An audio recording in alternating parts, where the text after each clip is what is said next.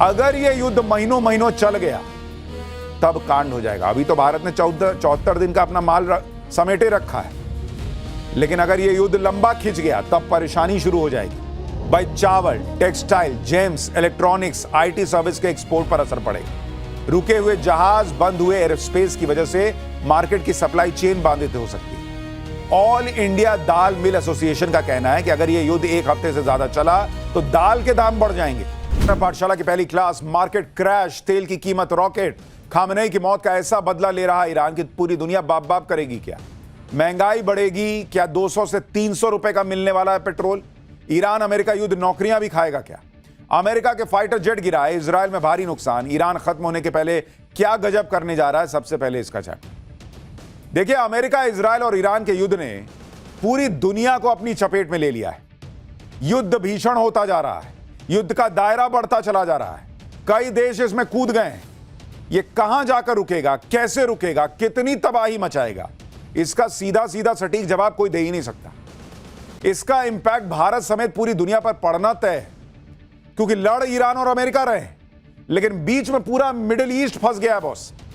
वो middle east जहां पर आप ये ध्यान रखिए कि करीब 1 करोड़ भारतीय मिडिल ईस्ट में रहते हैं बॉस। करीब 48% तेल की सप्लाई इसी मिडिल ईस्ट से होती है बॉस। करीब 68% गैस की सप्लाई यहां से होती है। ग्लोबल एनर्जी की बड़ी सप्लाई यहां से होती है। ग्लोबल इकोनॉमी यहां की एनर्जी सप्लाई पर टिका हुआ है, यह भी मानकर चलिए। और अगर मिडिल ईस्ट प्रभावित हुआ, मिडिल ईस्ट बर्बाद हुआ, दुनिया के कई बड़े देश प्रभावित हो जाएंगे। भारत पर इंपैक्ट पड़ेगा, चाइना तक पर इंपैक्ट पड़ेगा, दुनिया भर में रिपल इफेक्ट होगा। इसलिए इसे कोई रूस और यूक्रेन का युद्ध मत समझिए जो आप सिर्फ खबर भर देख रहे थे। एक एक खबर का इंपैक्ट आपके घर तक पहुंच सकता है। और बॉस, अब यह युद्ध आउट ऑफ कंट्रोल होता चला जा रहा है। आम नागरिक युद्ध की भेंट चढ़ रहे हैं। रिहायशी बिल्डिंग, एयरपोर्ट, होटल्स पर बम बरस रहे हैं। जिस दुबई में कई भारतीय रहते हैं वहां से शॉकिंग तस्वीरें आ रही हैं जो आज आप देखेंगे तो हिल जाएंगे। अमेरिका इजराइल के बीच छिड़े इस युद्ध ने कैसे पूरी दुनिया को अपनी चपेट में ले लिया है। आज युद्ध के तीसरे दिन किसने कहां किस पर बम बरसाए, नेतन्याहू पर ईरान के हमले का सच क्या निकला, यह सब बताऊंगा। लेकिन आप पहले यह देखिए कि जो लोग सोच रहे हैं कि अमेरिका और ईरान आपस में लड़ेंगे, हमको क्या, हम तो क्रिकेट वर्ल्ड कप एंजॉय करेंगे भारत में, हम तो होली खेलेंगे भारत में। बॉस, आप देख लीजिए कि कैसे युद्ध कोरोना के वायरस की तरह फैल रहा है और धीरे धीरे पूरी दुनिया को खाने पर आमादा हो रहा है। जो लोग सोच रहे हैं कि इस युद्ध से हमारा क्या लेना देना, हमारी जिंदगी मस्त चल रही है, उधर मिसाइल फूट रहा है तो फूट रहा है, बम फूट रहा है तो फूट रहा है, हमारे देश में थोड़ी फूट रहा है। आपके यहां महंगाई का बम जल्द फूटने वाला है, क्योंकि आप देखिए कि युद्ध छिड़ने के साथ क्या क्या हो गया है। और यह तो अभी शुरुआत भर है। अंतरराष्ट्रीय मार्केट में कच्चे तेल के दाम बढ़ने शुरू हो गए, गैस के दाम ऑलरेडी बढ़ गए हैं। दुनिया भर के शेयर मार्केट में भूचाल आ गया है, लाखों करोड़ रुपया लोगों का डूब गया। गोल्ड और सिल्वर के दाम आसमान छू रहे हैं। युद्ध की वजह से सप्लाई चेन बाधित हो रही है, यानी खाने पीने के दाम बढ़ेंगे, एनर्जी के दाम बढ़ जाएंगे। और इसीलिए मैंने आपको कहा कि यह रूस यूक्रेन का युद्ध मत समझिए बॉस। इसमें मिडिल ईस्ट घुसा हुआ है, मिडिल ईस्ट फंसा हुआ है और यह युद्ध अपना रंग दिखाना शुरू कर चुका है। आपके घर का बजट से लेकर आपकी नौकरी तक पर इंपैक्ट पड़ेगा अगर यह वॉर जल्दी नहीं रुका। सवाल यह कि युद्ध क्या रुकने भी वाला है या रूस और चीन भी इसमें कूदने वाले हैं? वर्ल्ड वॉर भी होगा क्या? परमाणु ठिकानों का क्या होगा? क्या उन पर अटैक होगा क्या? भारत ने जो स्टैंड लिया वो क्यों लिया? यहां लोग मोदी के पीछे जो पड़े हैं उनकी आंखें खोलने वाली रिपोर्ट दिखाऊंगा। नरेंद्र मोदी ने रात 3 बजे जो मीटिंग की, 3 बजे तक, उसमें क्या निकला? खामनेई की मौत के पीछे गद्दार कौन था? बहुत कुछ है आज बताने के लिए बॉस। लेकिन पहला चैप्टर खोल लूं, शुरुआत करूं, उसको विस्तार से बताऊं, उससे पहले जो घमासान मचा है, आज जो हुआ है, उसकी एक झलक देखिए।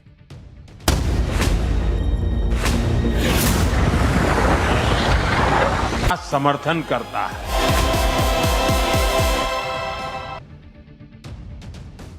ईरान और अमेरिका के युद्ध में अभी की स्थिति यह है कि ईरान मर भी रहा है और मार भी रहा है बॉस। मर ऐसे रहा है कि ईरान पर फिर से इजराइल अमेरिका ने ताबड़तोड़ अटैक कर दिए। ईरान की राजधानी तेहरान धुआं धुआं हो रखी है भाई। इससे पहले ईरान ने आसपास के देशों को धुआं धुआं कर दिया। इजराइल पर तो मिसाइलें गिराई, लेकिन गल्फ के देशों को भी नहीं छोड़ा। वहां अलग हाहाकार मचा हुआ है। देखिए, अमेरिका में ईरान की मिसाइलें जाके फटेंगी इसकी उम्मीद तो ना के बराबर है, लेकिन जो लोग अमेरिका का साथ दे रहे हैं, जहां पर अमेरिका ने एयर बेसेस बना रखे हैं जिन मुस्लिम कंट्रीज में, जिन गल्फ कंट्रीज में, ईरान उनको नुकसान पहुंचा रहा है। यानी ईरान को पता है कि मैं मरूंगा तो तुमको लेके मरूंगा बॉस, छोड़ूंगा नहीं। और वही हो रहा है, ईरान मर भी रहा है, मार भी रहा है।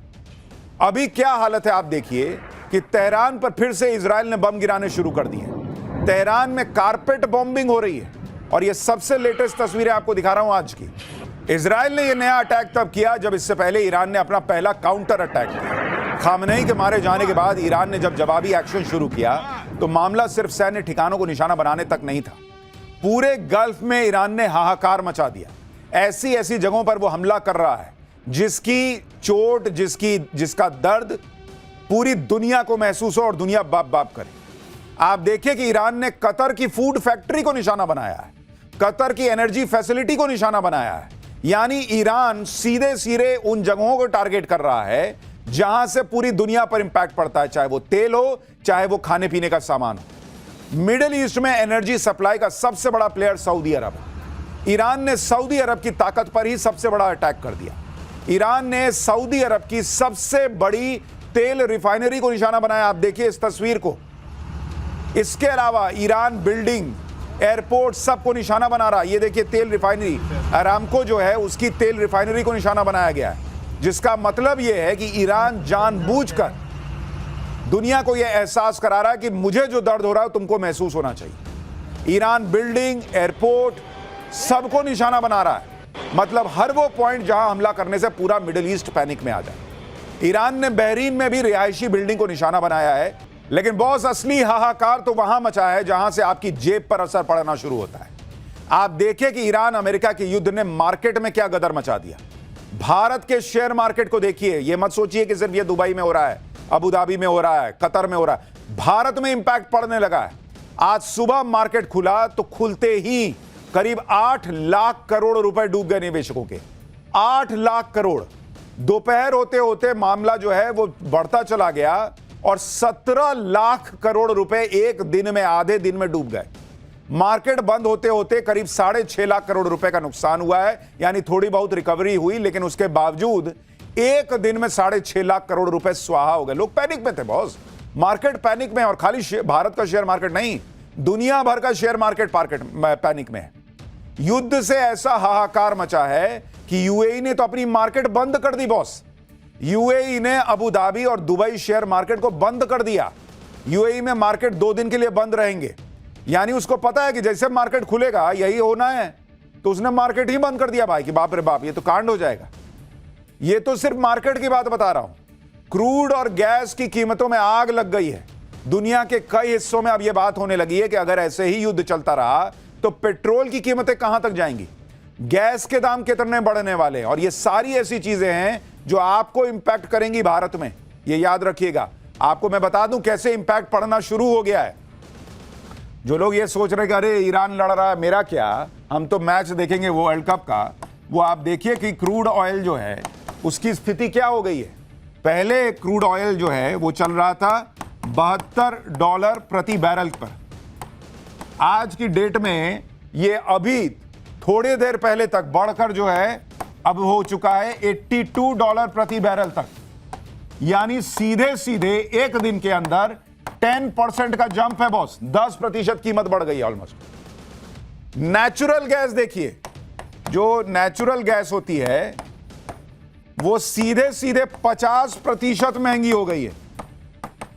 और अगर ये युद्ध लंबा खिंच गया, जिसके पूरे आसार लग रहे हैं, तो ये 82 कहीं $150-200 ना हो जाए बॉस। अगर स्ट्रेट ऑफ हॉर्मुज बंद हो गया तो कहा जा रहा कि कच्चा तेल $100 के पार इजीली चला जाएगा।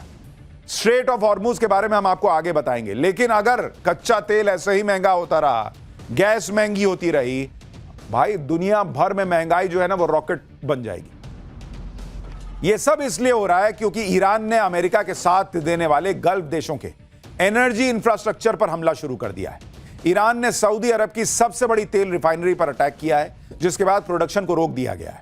ईरान ने कतर की एनर्जी फैसिलिटी को टारगेट किया है, जिसके बाद कतर ने एलएनजी यानी लिक्विफाइड नेचुरल गैस का प्रोडक्शन बंद कर दिया है। ये तस्वीरें आप देखिए जो दावा कर रही हैं कि ये तस्वीरें सऊदी अरब में दुनिया की सबसे बड़ी तेल रिफाइनरी में हुए ड्रोन अटैक की तस्वीरें। तेहरान टाइम्स के मुताबिक ईरान ने सऊदी अरब पर सबसे बड़ा हमला करते हुए सऊदी अरब की रास तानूरा ऑयल रिफाइनरी पर हमला कर दिया है। आप धुआं देख रहे हैं बॉस, उसी से आपको पता चल जाएगा कितना नुकसान हुआ है। यह रिफाइनरी सऊदी अरब की सरकारी तेल कंपनी सऊदी अरामको की है। सऊदी अरब का कहना है कि हमले से कोई बहुत बड़ा नुकसान नहीं हुआ है, लेकिन इस हमले के बाद रिफाइनरी को बंद कर दिया गया है। अब यह बंद होना डबल नुकसान है। अब समझिए कि इस हमले का सऊदी अरब और दुनिया के लिए क्या मतलब है। पहला मतलब यह, क्योंकि यह सऊदी अरब की सरकारी कंपनी है, इसका मतलब यह कि ईरान का सऊदी अरब पर डायरेक्ट अटैक है और इस युद्ध में सऊदी अरब अब सीधे कूद सकता है। दूसरा, जिस रिफाइनरी पर ईरान ने हमला किया है उसकी क्षमता 5.5 लाख बैरल प्रतिदिन की है। यह दुनिया के सबसे बड़े तेल सप्लाई केंद्रों में गिना जाता है। यहीं से एशिया, यूरोप और अमेरिका में तेल भेजा जाता है। अगर यह रिफाइनरी कुछ दिन के लिए बंद होगी तो वैश्विक सप्लाई पर सीधा सीधा असर पड़ेगा। इसके अलावा स्ट्रेट ऑफ हॉर्मूज के बंद हो जाने से हाहाकार मचेगा सो अलग। कच्चे तेल के दाम भाई साहब रोके नहीं रुकेंगे, मैं आपको बता रहा हूं। ईरान ने स्ट्रेट ऑफ हॉर्मूज को पूरी तरह बंद कर दिया है। ईरान के रेवोल्यूशनरी गार्ड्स ने इस समुद्री मार्ग पर अपनी मिसाइल और जंगी जहाज तैनात कर दिए हैं। ईरान स्ट्रेट ऑफ हॉर्मूज से निकलने वाले ऑयल टैंकर्स को निशाना बना रहा है। संडे को, रविवार को स्ट्रेट ऑफ हॉर्मूज से गुजरने वाले एक ऑयल टैंकर को निशाना बनाया गया था और इस टैंकर में 15 भारतीय क्रू मेंबर भी थे। ईरान ने स्काईलाइट नाम के जहाज को निशाना बनाकर यह मैसेज दिया था कि वो स्ट्रेट ऑफ हॉर्मूज के कोई जहाज जाने नहीं देगा, सबको ब्लॉक कर देगा। ईरान के इसी कदम को ऑयल बॉम्ब बताया जा रहा है, क्योंकि स्ट्रेट ऑफ हॉर्मूज वो समुद्री रास्ता है जिससे खाड़ी देशों का तेल और गैस दुनिया को एक्सपोर्ट होता है। दावा है कि अभी भी करीब 100 के करीब oil tanker straight of Hormuz के बाहर यूएई, ओमान के कोस्ट पर खड़े हैं और ईरान के रेवोल्यूशनरी गार्ड के ट्रांजिट ऑर्डर का इंतजार कर रहे हैं। स्ट्रेट ऑफ हॉर्मूज कितना इंपॉर्टेंट है आप इसे इस बात से समझ सकते हैं कि दुनिया का 20% ऑयल इसी रास्ते से गुजरता है बॉस। वो जो चुन्नू सा आप गोले के अंदर दिख रहे हैं, चुन्नू सा रास्ता है, लेकिन पूरी दुनिया को ना बाप बाप करा देगा अगर ये बंद हो गया, क्योंकि दुनिया का 20% ऑयल कोई मामूली आंकड़ा नहीं बता रहा हूं। डेली 20 मिलियन बैरल तेल यहां से गुजरता है। दुनिया का 1/3 पेट्रोलियम प्रोडक्ट का ट्रांसपोर्ट यहां से होता है। दुनिया का 20% एलएनजी यानी लिक्विफाइड नेचुरल गैस यहीं से ट्रांसपोर्ट होता है। यह 7 खाड़ी देशों के लिए लाइफलाइन की तरह है। तो जहां यह तेल जाता है उनके लिए तो लाइफलाइन है ही, लेकिन जिन देशों की इकोनॉमी तेल को बेच बेच के चल रही है उनके लिए भी लाइफलाइन है। सऊदी अरब तो भाई साहब एकदम घुस जाएगी उसकी इकोनॉमी, बड़ा नुकसान हो जाएगा उसको अगर यह स्ट्रेट ऑफ हॉर्मूज बंद हो गया। स्ट्रेट ऑफ हॉर्मूज कहां और इसके आसपास कौन से देश है, जरा उसको समझिए। दरअसल स्ट्रेट ऑफ हॉर्मूज जो है वो फारस की खाड़ी, पर्शियन गल्फ को हिंद महासागर से जोड़ने वाला गेट है जिसको आप देख रहे हैं। इसके एक तरफ ईरान है, दूसरी तरफ ओमान और यूएई है। देख रहे हैं, एक तरफ आपको ईरान दिख रहा है पीला वाला हिस्सा, और दूसरी तरफ आपको यूएई और ओमान दिख रहा है। स्ट्रेट ऑफ हॉर्मूज एक बहुत संकरा, करीब 33 किलोमीटर चौड़ा समुद्री गलियारा है। खाड़ी देशों के पास अपना तेल दुनिया तक पहुंचाने का इसके अलावा कोई दूसरा विकल्प ही नहीं है।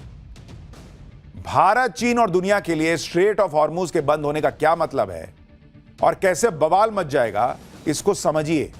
सबसे पहले देखिए कि स्ट्रेट ऑफ हॉर्मूज के बंद होने से भारत पर क्या असर पड़ेगा। भाई, भारत का 45 से 50% कच्चा तेल इसी रास्ते से आता है। एलएनजी इंपोर्ट का 54% स्ट्रेट ऑफ हॉर्मूज से आता है। भारत का हर दिन करीब 2.5 मिलियन बैरल तेल यहीं से होकर गुजरता है। हालांकि भारत के पास रूस, अमेरिका, ब्राजील के तौर पर विकल्प वो मौजूद है। इसके अलावा भारत ने ऑयल स्टोरेज पर काफी काम किया है। भारत में 74 दिन के लिए पर्याप्त कच्चा तेल भी मौजूद है। करीब 10 दिन का स्ट्रैटेजिक पेट्रोलियम रिजर्व मौजूद है। इसके अलावा मौजूदा हालात को देखते हुए पेट्रोलियम मंत्रालय भी एक्टिव हो गया है। पेट्रोलियम मंत्रालय की तरफ से आज एक रिव्यू मीटिंग की गई है और कहा जा रहा है कि सप्लाई बनी रहे, इसके लिए जरूरी कदम उठाए जाएंगे। भारत के लिए ऑयल से ज्यादा एलपीजी इंपोर्ट को लेकर चिंता होगी, क्योंकि भारत का 85% एलपीजी इंपोर्ट गल्फ देशों से हॉर्मूज के रास्ते आता है और उसी एलपीजी से आपके घर में चूल्हा जलता है। इसी तरह भारत के एलएनजी इंपोर्ट का 60% इसी स्ट्रेट ऑफ हॉर्मूज के रास्ते से आता है। यानी अगर यह युद्ध महीनों महीनों चल गया तब कांड हो जाएगा। अभी तो भारत ने 74 दिन का अपना माल समेटे रखा है, लेकिन अगर यह युद्ध लंबा खिंच गया तब परेशानी शुरू हो जाएगी। इस युद्ध से भारत पर और क्या क्या असर पड़ सकता है वो भी आपको बताता हूं। भाई, चावल, textile, James, electronics, IT service के एक्सपोर्ट पर असर पड़ेगा। रुके हुए जहाज, बंद हुए एयरस्पेस की वजह से मार्केट की सप्लाई चेन बाधित हो सकती है। ऑल इंडिया दाल मिल एसोसिएशन का कहना है कि अगर यह युद्ध एक हफ्ते से ज्यादा चला तो दाल के दाम बढ़ जाएंगे, क्योंकि भारत करीब 5 से 6 मिलियन टन दाल इंपोर्ट करता है। किसी भी तरह के अगर लॉजिस्टिक कॉस्ट बढ़े तो दाल की कीमत बढ़ेगी। इसके अलावा भारत में फर्टिलाइजर के दाम बढ़ सकते हैं, फर्टिलाइजर की सप्लाई बाधित हो सकती है। ईरान यूरिया और अमोनिया का बड़ा सप्लायर देश है और वो भारत की खरीफ सीजन के लिए बड़ा इंपॉर्टेंट है। स्ट्रेट ऑफ हॉर्मुज पर ईरान के पहले से बाकी दुनिया में कैसे खलबली मच जाएगी, आप उसको भी समझिए। स्ट्रेट ऑफ हॉर्मुज से सबसे ज्यादा तेल चीन को जाता है। स्ट्रेट ऑफ हॉर्मुज से हर दिन करीब 5.4 मिलियन बैरल तेल चीन जाता है, जो चीन के कुल तेल आयात का 50% है। चीन ज्यादातर तेल सऊदी अरब, ईरान और इराक से ही खरीदता है। यानी अगर यह स्ट्रेट ऑफ हॉर्मुज बंद रहा लंबे समय तक, भारत में महंगाई बढ़ेगी, चीन में महंगाई बढ़ेगी, दुनिया के अलग अलग हिस्सों में महंगाई बढ़ेगी। अगर यह रास्ता बंद रहा तो सिर्फ तेल की कीमत ही नहीं, पूरी इकोनॉमी पर असर पड़ेगा। चाइना की इकोनॉमी पर असर पड़ेगा। चाइना की इकोनॉमी नीचे गई तो रिपल इफेक्ट होकर दुनिया पर असर पड़ेगा। भारत की इकोनॉमी नीचे गई, दुनिया पर असर पड़ेगा। और इसलिए मैं आपसे कह रहा हूं कि मिडिल ईस्ट का इस पूरे युद्ध में फंस जाना बहुत बड़ा खतरा है बॉस। घर घर पर इसका असर पड़ने लग जाएगा। और अभी तो यह भी नहीं पता कि वॉर चलेगा कितने दिन। 3 दिन के युद्ध में ही तेल गैस के दाम इतने बढ़ गए कि हाहाकार मचने लगा है। अगर यह लंबा खिंच गया, भाई रूस यूक्रेन युद्ध किसी ने सोचा था इतना चल जाएगा? चल ना गया। और यहां पर ईरान तो माने बैठा है कि मेरा बच्चा बच्चा खमनेई की मौत का बदला लेगा। वो कह रहे हैं कि हम मरेंगे तो तुमको मार के मरेंगे। क्या सोचे हो, ऐसा ही मर जाएंगे क्या? इसलिए ये युद्ध जो है बहुत जल्दी नहीं खत्म होगा, ऐसा लग रहा है। और ऐसा दिख भी रहा है कि ये युद्ध 1-2 दिन चलकर खत्म होने वाला युद्ध नहीं है। खमनेई को मारने के बाद डोनाल्ड ट्रंप ने कह दिया है कि ईरान बातचीत करना चाहता है। ट्रंप इसके लिए तैयार है, लेकिन ईरान ने काउंटर अटैक शुरू कर दिए और सारे गल्फ को निशाना बना लिया और साफ कह दिया कि अब कोई बात नहीं होगी। ईरान ने कह दिया कि वो लॉन्ग वॉर के लिए तैयार है। उधर गल्फ पर ईरान के ताबड़तोड़ हमले के बाद फिर से इजराइल ने भयंकर अटैक ईरान पर की है। अमेरिका के chairman of the joint chiefs of staff the US air force के जनरल डॉन केन ने कह दिया है कि यह युद्ध सिंगल ओवरनाइट मिशन नहीं है। अमेरिकी सेना के ने कहा है कि यह मेजर कॉम्बैट ऑपरेशन है जिसमें अमेरिका को कुछ अतिरिक्त नुकसान भी हो सकता है, लेकिन हम यह कोशिश कर रहे हैं कि कम से कम नुकसान। अमेरिकी रक्षा मंत्री पीट हेग्सेट ने हालांकि कहा है कि यह इराक की तरह एंडलेस वॉर नहीं होगा। ईरान के साथ युद्ध को ट्रंप अंजाम तक पहुंचाएंगे। कुल मिलाकर जितनी बातें अभी बाहर आ रही हैं उनसे यही लग रहा है कि अगर कोई बीच में नहीं पड़ा तो बॉस ये युद्ध 1-2 दिन वाला युद्ध नहीं लग रहा, क्योंकि दोनों तरफ से अटैक और काउंटर अटैक तगड़े हो रहे हैं। और अमेरिका चाहता है कि ईरान बातचीत की टेबल पर आ जाए। तुमने उनके सुप्रीम लीडर खामनेई को मार दिया और तुम कह रहे हो कि वो बातचीत की टेबल पर आ जाए। तुमने मारने के पहले सोचा था कि तुम बातचीत की टेबल पर इसको लाना चाहते हो, और बातचीत की टेबल पर ही लाना था तो ये हमला क्यों शुरू किया? क्योंकि तुम्हारे यहां सुप्रीम कोर्ट का फैसला आ गया और तुम्हारी पॉपुलैरिटी गिरने लगी। तुम मिड टर्म इलेक्शन में फंसने वाले थे डोनाल्ड ट्रंप, तो तुमने ईरान को ठोक दिया। अमेरिका को लगता है वो पूरी दुनिया का बाप है। इराक में एक बायो वेपन नहीं ढूंढ के निकाल सका, लेकिन सद्दाम हुसैन को फांसी पे लटका दिया और पूरा तेल लूट के निकल लिया अमेरिका। वेनेजुएला में मन किया तो मादुरो को उठा के ले आया और वेनेजुएला के तेल पे अपना कब्जा कर लिया। और अब ईरान में तुम कह रहे हो कि परमाणु बम है, परमाणु हथियार है। अभी तो कुछ दिन पहले अमेरिका ने कहा था कि हमने सारे परमाणु हथियार, सारे परमाणु सेंटर इनके फोड़ दिए। तो अब क्यों हमला किया तुमने? और अगर वजह यह है कि ईरान में लोग जो है वो खामनेई के रिजीम से खुश नहीं थे, तो दुनिया में जहां लोग खुश नहीं होंगे तुम सुलझाओगे क्या? जीरो हमने इन्वेंट किया, हमने बताया दुनिया को जहां योग है वहां रोग नहीं। सबसे पुरानी सभ्यता है हमारी। गुलामी से तो और देश भी लड़े भाई, पर आजादी के लिए अहिंसा का रास्ता बस हमारा था। अपने पसीने से जमीन सींचता किसान और घर में घुसकर मारने वाले जवान, बस इसी मिट्टी ने जने। इसके हाथ ने जब थामा जज्बा तो इतिहास रचे। कदम बढ़ाए तो चांद का वो हिस्सा चूमा भाई जहां कोई कभी नहीं पहुंचा। आज पूरी दुनिया में शान से लहरा रहा है तिरंगा, और इसके पीछे है गर्व से भरी अनगिनत कहानियां जो लिखी जा चुकी हैं और लिखी जा रही हैं, जिन्हें मैं सुनाऊंगा राष्ट्रगर्व रोज शाम 6:25 पर।